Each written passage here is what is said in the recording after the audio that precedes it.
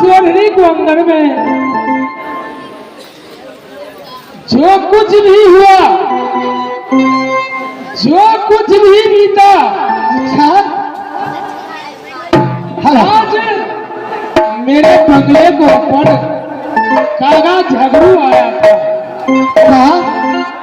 कागा झगड़ू अपने बंगला पे आए थे? मेरे बंगला पर आया।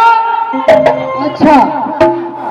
और मुझसे कहने लगा, चाचा जी जो गलती हमसे हो गया, उस गलती को भुलाते हुए आप मुझे क्षमा कर दीजिए।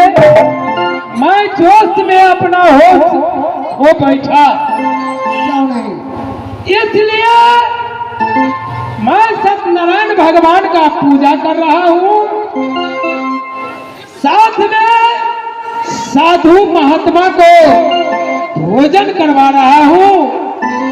आपको मैं दावत देने निमंत्रण देने आया हूँ।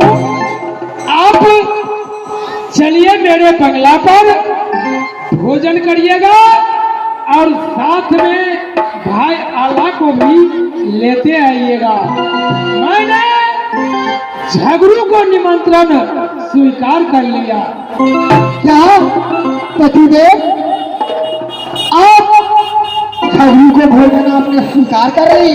हाँ, मैं स्वीकार कर लिया। नहीं नहीं पतिदेव, क्योंकि आप मत जाइएगा दावत खाने के लिए पतिदेव। क्यों? क्योंकि अभी तो मैं शहरी के घर में हूँ पतिदेव। अभी बेटा को छठियार भी नहीं हुआ है पतिदेव, और हमें छोड़ करके आप दावत खाने के लिए जाओगे? अरे तुम बुड़बक जैसी बातें मत करो। तुम महल को रहने वाली है, महल में रहो, सुंदर खाना खाओ और चैन की बांसुरी बजाओ। मैं ठहरा बाहर का परदेसी। मैं बाहर को जो कुछ करता हूँ, जो सोचता हूँ, वो मेरे लिए अच्छा है।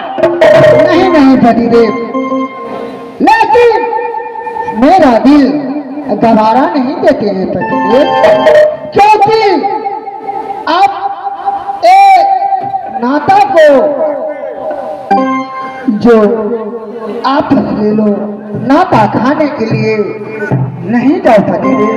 देखो महारानी, रघुकुल रीता सदा चली आई,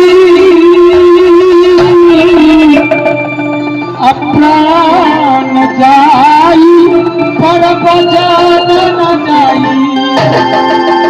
देखो महारानी, बंदूक से निकली हुई गोली और छतरी का निकला हुआ बात कभी वापस नहीं आता।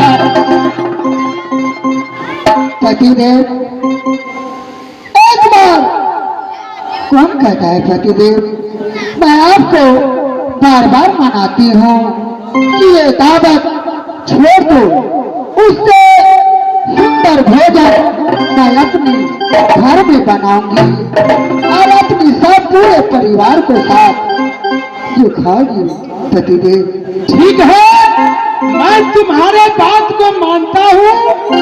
यदि तुम पतिव्रता नारी हो तो मैं तेरा प्राण प्रिय पति हूँ। यदि आज मेरा वचन खाली चल जाएगा तो मुझे नरक में बात नहीं होगा।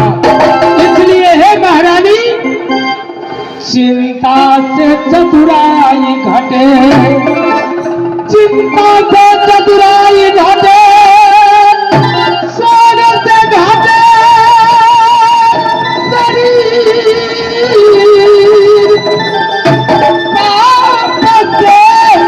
लक्ष्मी घटे, कह गए साहेब कभी। नारी, नाथ, चिंता करने की कोई बात नहीं है। आराम से तुम रहो, आराम से खाना खाओ और मुझे तुम वचन दो, खुशी खुशी पूर्वक तुम मुझे विदा कर दो। दावत खाने ये जाएंगे जागरू को दावत खाने जाएंगे जो बाप के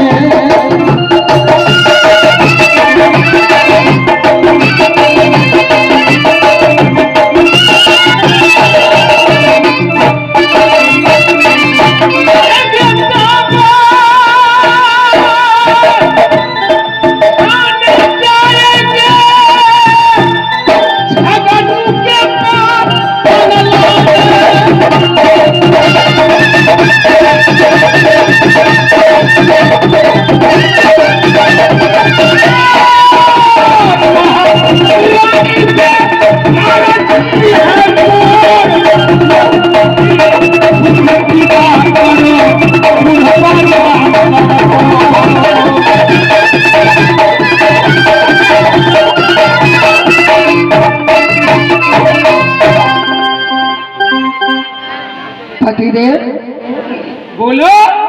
क्या आप दावत खाने के लिए दोनों बाप बेटा जा रहे हैं? क्यों नहीं? लेकिन पतिदेव मैं तो हरगिज नहीं ऑर्डर दे सकती हूँ पतिदेव। देखो क्योंकि मेरे दिल में घबराहट सा। अरे घबराहट कौन चीज का है? घबराहट को अपने मन से दूर कर दो। मुझे कोई बाल न बाका कर सकता है इस दुनिया में। सेना बोलेगी क्योंकि काल झगड़ू बहुत सूझती राजा है पतिदेव। क्योंकि ओ अपन परार भी नहीं समझते हैं पतिदेव। चलो उस बात का मुझे कोई गम नहीं है। तो ठीक है पतिदेव। बेटा अल्हा आप बेटा अल्हा को साथ लेते जाओ और हमेशा ख्याल रखना पतिदेव। क्योंकि जो अभी बेटा को 6 साल भी नहीं हुआ है और आप दावत खाने के लिए जाते हैं तो ठीक है जा सकते हैं। ठीक है बेटा अल्हा।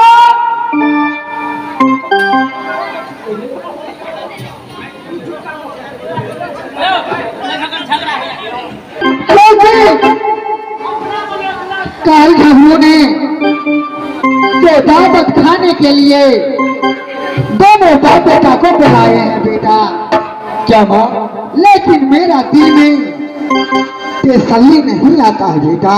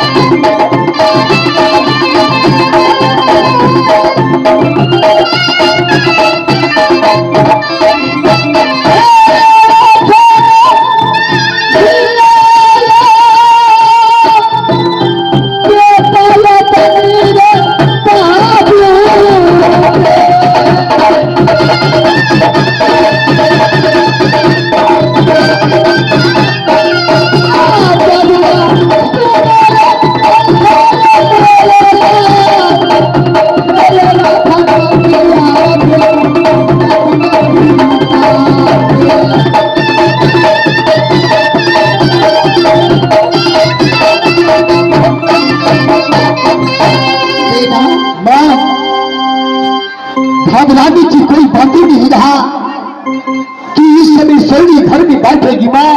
कौन है बेटा? मैं पिताजी के साथ मिथिला सोनरी को जाऊंगा। क्यों है? क्योंकि हुकूमत के पिताजी को चलता है।